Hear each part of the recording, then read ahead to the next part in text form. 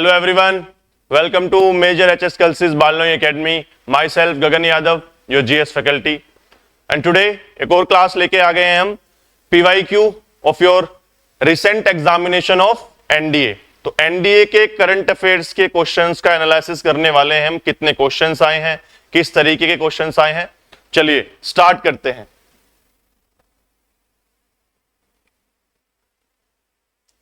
तो NDA first 2026 written examination के current affairs हैं. सो फर्स्ट क्वेश्चन सेट ए discuss कर रहे हैं हम, ध्यान रखेंगे सेट ए के क्वेश्चंस होने वाले हैं. तो सेट ए का 138 क्वेश्चन नंबर 138.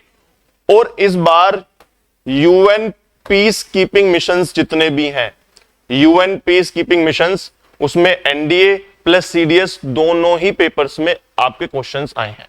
आपके एनडीए में भी सीधा सीधा क्वेश्चन आया है कि ये जो पास्ट ऑपरेशंस हैं, यूनाइटेड नेशंस के पीस कीपिंग मिशंस हैं, ये किस कंट्री से एसोसिएटेड है. फॉर एग्जांपल एक ये आया है यूएन एमओजीआईपी, इंडिया और पाकिस्तान. ये पूछा गया है सिप्रस से, यूएनएमआई की कोसोवो से, यूएनटीएसओ हाइती से. और दूसरी सबसे इंपॉर्टेंट बात है, आपको अगर नीचे देखेंगे तो कोड्स नहीं दिए गए हैं. क्वेश्चन पूछा गया है कि इसमें से कितने पेयर्स दिए गए हैं वो सही मैच हैं. वो ये नहीं पूछ रहा है कि कौन कौन से सही हैं, उसने ये पूछा है कितने सही हैं इसमें से. क्लियर है. तो पहला अगर आप देखेंगे यूनाइटेड नेशंस ऑब्जर्वर मिशन था, ये ऑब्जर्वर मिशन था इन इंडिया एंड पाकिस्तान, तो ये करेक्टली मैच्ड है. United Nations peacekeeping mission in Cyprus, CYP, देखिए पीछे लिखा हुआ है सिप्रस, ये बिल्कुल ठीक मैच है. यूनाइटेड नेशंस का पीस कीपिंग मिशन था, ये कोसोवो के अंदर था, ये भी बिल्कुल ठीक मैच है. लेकिन अगर आप इसको देखेंगे, यूएनटीएसओ का जो पीस कीपिंग मिशन था, it is in middle east.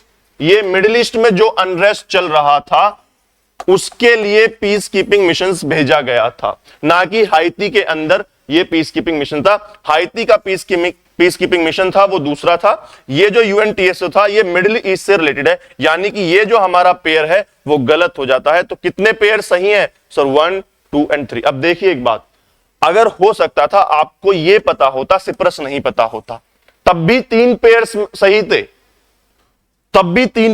थे, तब भी आंसर सी ही होता. समझ आ रही है बात. तो कितने पेयर सही हैं ये पूछा गया है, ना कि आपसे ये पूछ लिया गया कि आप कौन कौन से पेयर्स हैं वो सही बताइए. क्लियर है. तो राइट आंसर क्या होगा सर? राइट आंसर होगा सेट ए का 138 का option number C is our correct answer. Clear है. चलिए 141 ऑफ योर सेट ए. तो इंडिया और ब्रह्मोस के जो डिफेंस कोऑपरेशन है उसके ऊपर ये क्वेश्चन पूछा गया है. The BrahMos cruise missile system, ये तो हमें पता है कि ब्रह्मोस एक क्रूज मिसाइल सिस्टम है, is jointly developed by India's DRDO and Russia NPOM. इन्होंने बनाया है, बिल्कुल ठीक है, आंसर करेक्ट है. Second statement is the production site of the Indo Russian rifles private limited. ये एक कंपनी है, India Russia rifles private limited is a joint venture, is in Korba Madhya Pradesh under the आत्मनिर्भर भारत इनिशिएटिव. आत्मनिर्भर भारत इनिशिएटिव. देखिए first statement तो बिल्कुल सही है, सेकंड स्टेटमेंट भी the production site of the Indo Russian rifles private limited joint venture है, यहां तक तो सही है. कोरबा में है, ये भी बिल्कुल ठीक है, यहां तक कोई दिक्कत नहीं है. लेकिन ये दिख दिया मध्य प्रदेश में, ये गलत हो जाता है. कोरबा आपके अमेठी के अंदर है, अमेठी के पास है, यानी कि आपका यूपी के अंदर है. तो स्टेटमेंट आपका 2 गलत हो जाता है. तो आपका क्या है? स्टेटमेंट 2 गलत. तो right answer is question number 141 का क्या है? 141 का है आपका A is your correct answer 141. Clear है. चलिए नेक्स्ट क्वेश्चन की तरफ चलते हैं. Question number 144. Question number 144, which one amongst the following cities has been designed designated as the UNESCO creative city of gastronomy. ध्यान रखेंगे यूनेस्को की क्रिएटिव सिटी के अंदर ये बहुत सारी कैटेगरीज होती है, जैसे कि आर्ट है, गैस्ट्रोनॉमी है. तो आर्ट में अगर देखें तो अगर आपने करंट अफेयर्स पढ़े होंगे, यूनेस्को क्रिएटिव सिटी जो है उसकी लिस्ट है, उसमें लखनऊ भी था, इंदौर भी था। लेकिन क्वेश्चन पूछा गया है आपसे गैस्ट्रोनॉमी के लिए, तो गैस्ट्रोनॉमी के लिए जो सिटी नॉमिनेट हुई है, डेजिग्नेटेड हुई है, विच इज इंदौर। तो राइट आंसर होगा आपका इंदौर। 144 का offset C, offset A is C answer. Clear? चलिए, पीएम मित्रा पार्क्स रिलेटेड, ये एक और ऐसा क्वेश्चन है जो दोनों ही एग्जाम्स में पूछा गया है। एनडीए में भी इसका क्वेश्चन आया था और सीडीएस में भी इसका क्वेश्चन आया है। तो पूछा गया है PM MITRA parks relate to which one of the following industries. जो ये पीएम मित्रा पार्क्स जो बनाए जा रहे हैं पीएम मित्रा स्कीम के अंदर, पीएम मित्रा इसका फुल फॉर्म है आपकी mega integrated textile region and apparel. तो यह है प्रधानमंत्री mega integrated textile regions and apparel. तो इसका मतलब किस चीज से रिलेटेड है? It is related with textile. तो 145 का क्या हो जाएगा? आपका सेट ए का सी आंसर हो जाएगा। क्लियर है? तो पीएम मित्रा जो स्कीम है इसके अंदर 7 पार्क्स बनाए जा रहे हैं। कितने? 7 पार्क्स को नॉमिनेट किया गया है, 7 सिटीज को या जगहों को आइडेंटिफाई किया गया है। वहां पर एक बहुत मेगा टेक्सटाइल पार्क्स बनाए जाएंगे जो कि प्रोडक्शन प्लस लॉजिस्टिक सपोर्ट से लेकर बहुत सारे और कामों पर जो टेक्सटाइल से रिलेटेड है उन पर फोकस करेंगे। प्लस और सबसे इंपॉर्टेंट क्या है, सरकार एक्सपेक्ट कर रही है बहुत बड़ा इन्वेस्टमेंट, कि प्राइवेट इन्वेस्टमेंट आएगा, एफडीआईज आएंगी, एफपीआईज आएंगी और उसको इन्वेस्टमेंट को अट्रैक्ट करेंगी। ये पार्क्स जो होने वाले हैं। क्लियर है? चलिए, सीडीएस के अंदर थोड़ा सा डीप क्वेश्चन पूछा गया है पीएम मित्रा स्कीम्स के बारे में, थोड़ा सा और ब्रॉड पूछ लिया गया था। Which one of the following countries became the 11th member of the ASEAN in 2025? बड़ा इजी क्वेश्चन आया था, ये भी बहुत इजी। अच्छा, एनडीए में बड़े स्ट्रेट फॉरवर्ड क्वेश्चंस आए हैं, बहुत ज्यादा टफ क्वेश्चंस नहीं है। आपको थोड़ी बहुत भी अगर नॉलेज है तो बेसिक क्वेश्चंस सीडीएस के, एनडीए के करंट अफेयर्स के आए हैं, एकदम स्ट्रेट फॉरवर्ड। लेकिन हाँ, क्वेश्चंस बहुत ज्यादा हैं। पॉलिटी का रेशियो बढ़ गया है, करंट अफेयर्स का बढ़ा, इकोनॉमिक्स प्लस करंट अफेयर्स जो स्टैटिक और डायनेमिक पार्ट है वो इस बार बढ़ गया है। ज्योग्राफी के साथ साथ इस बार पॉलिटी के क्वेश्चंस बहुत हैं, इकोनॉमिक्स के भी एक्सपेक्टेड से पहले 1 या 2 क्वेश्चन आ जाते हैं, इस बार 6, 7, 8 क्वेश्चंस करंट अफेयर के साथ मिलकर ज्यादा आ गए। क्लियर है? 11th कंट्री पूछा है आसियान की, association of south east Asian Nations. क्या है आसियान? जो एसोसिएशन है साउथ ईस्ट जो एशियन कंट्रीज हैं उनकी एक एसोसिएशन है। क्लियर है? जैसे सिंगापुर हो गया आपका, इंडोनेशिया हो गया है, मलेशिया हो गया है, थाईलैंड हो गया है, लाओस, वियतनाम, क्लियर है, ब्रुनई है, ये टोटल मेंबर्स हैं। तो अभी इसी के 10 मेंबर्स हुआ करते थे आसियान के, तो 11th मेंबर जोड़ा गया है। ये सभी पहले से मेंबर थे। 11th member that has been added और which is expected to become a full member of the ASEAN is Timor Leste. और आंसर है आपका ऑप्शन नंबर ए। 146 का राइट आंसर क्या है? राइट आंसर है आपका ऑप्शन नंबर ए। क्लियर है? सेट ए कर रहे हैं। चलिए नेक्स्ट क्वेश्चन की तरफ चलते हैं। Which among the following is the winner of Ranji trophy 2024 and 2025?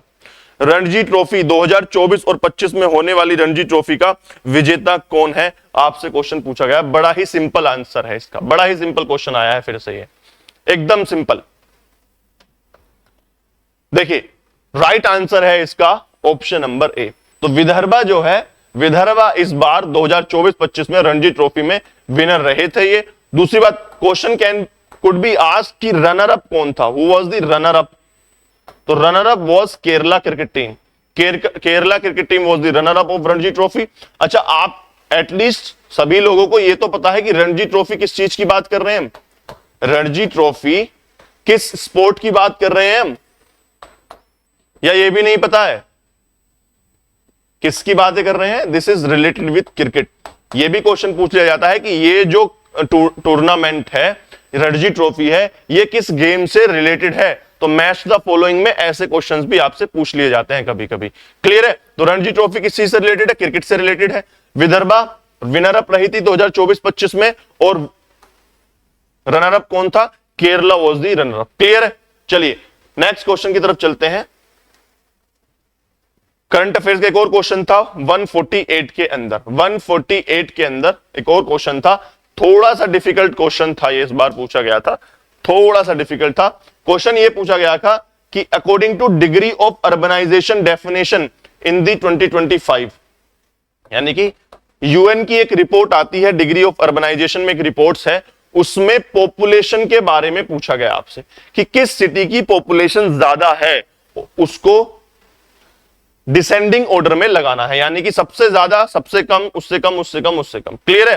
तो ऐसे ही डिसेंडिंग ऑर्डर में लगाना है according to degree of urbanisation, ये रिपोर्ट्स इसके अनुसार लगाना है। क्लियर है? जब आप यूएन की साइट पर जाकर इस रिपोर्ट को खोलेंगे तो शुरू की कुछ ही लाइन में जो सिटीज वाला टॉपिक है, सिटीज अराउंड द वर्ल्ड, उसमें पहली दूसरी लाइन में ही ये सारे नेम लिखे हुए हैं, ये सारे नेम लिखे हुए हैं। हालांकि डिफिकल्ट एक फैक्चुअल बेस्ड क्वेश्चन था, लेकिन देखिए इसका राइट आंसर था एक्चुअल में option number B. Option number B was the right answer. Around 40 million peoples Jakarta की पॉपुलेशन थी, उससे कम फिर ढाका। ढाका किसका है? It is in Bangladesh. Jakarta Indonesia की कैपिटल है, टोक्यो जापान की कैपिटल है, न्यू दिल्ली इंडिया की कैपिटल है, and Manila it is capital of Philippines. It is capital of Philippines. Clear है? तो राइट आंसर था इसका ऑप्शन नंबर बी। सबसे पहले नंबर पर Jakarta, Dhaka, Tokyo, New Delhi and last में था मनीला। तो this was the descending order of the population according to degree of urbanisation of the report of the United Nations. Clear है? चलिए नेक्स्ट क्वेश्चन की तरफ चलते हैं, and question number 149 again very easy question. Climate risk index कराया था, current affair का, ये करंट अफेयर का पार्ट था, ये रिपोर्ट कराई गई थी। एक क्लाइमेट चेंज इंडेक्स कराया था, एक क्लाइमेट रिस्क इंडेक्स कराया था, दो इंडेक्स हमने कराए थे। और उसमें यह पूछा गया है which above the following countries were affected by the recurring extreme events during the 1995 से 2024, यानी कि 1995 से लेकर 2024 तक जो रिकरिंग एक्सट्रीम इवेंट्स हुए हैं, बार बार एक्सट्रीम इवेंट्स जो क्लाइमेटिक इवेंट्स हुए हैं, उसमें सबसे ज्यादा अफेक्टेड कंट्रीज कौन कौन थी? हाइती, फिलीपाइंस, निकारागुआ एंड इंडिया। ये चार कंट्रीज आपको दी गई हैं और आपको बताना है कौन कौन सी कंट्रीज उस रिपोर्ट में शामिल थी। सो राइट आंसर था आपका ऑप्शन नंबर डी, यानी कि चारों ही कंट्री ये ऐसी थी जो क्लाइमेट रिस्क इंडेक्स के अंदर जो रिकरिंग एक्सट्रीम इवेंट से उससे अफेक्टेड थी 1995 से लेकर 2024 के अंदर। क्लियर है? अब ये कंट्रीज अगर आप देखेंगे, ऐसा है क्यों? ये था आपका ट्रॉपिकल रीजन, ये सारी कंट्रीज ऑलमोस्ट आपके इस ही रीजन में आ रही हैं, इस ट्रॉपिकल सब ट्रॉपिकल रीजन के अंदर ही आ रही हैं। क्लियर है? इंडिया आपका यहां आ गया है, इधर फिलीपाइंस आ गया है, निकारागुआ और हाइती कैरेबियन कंट्री है, ये सब कहां आपके ट्रॉपिकल एंड सब ट्रॉपिकल रीजन के अंदर है। और सबसे ज्यादा क्लाइमेटिक एक्सट्रीम क्लाइमेटिक कंडीशंस भी आपका ट्रॉपिकल और सब ट्रॉपिकल रीजन के अंदर ही बन रही हैं। क्लियर है? तो right answer is option number D 1, 2, 3 and 4। Clear? चलिए नेक्स्ट क्वेश्चन इज, बड़ा इजी क्वेश्चन आया था ये। ऑपरेशंस दिए हुए हैं जो इंडिया के रिसेंट के रेस्क्यू ऑपरेशंस थे, प्लस उनकी कंट्रीज से इनको मैच करना है, इनकी कंट्रीज से इनको मैच करना है। अब ध्यान से देखिए,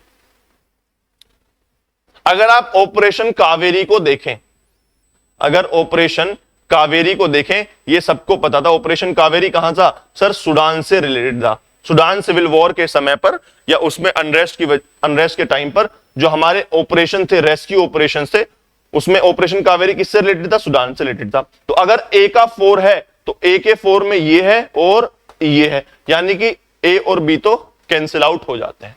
बचा क्या? अब देखिए डी का 3 ही है, यानी कि ऑपरेशन गंगा, ये पता ही था किसके रिलेटेड था? It was with Ukraine, it was with sir Ukraine से रिलेटेड था। इजराइल से आपको पता है ऑपरेशन अजय था, तो सी का 1, अगर सी का 1 लगा दें तो राइट आंसर क्या हो जाता है?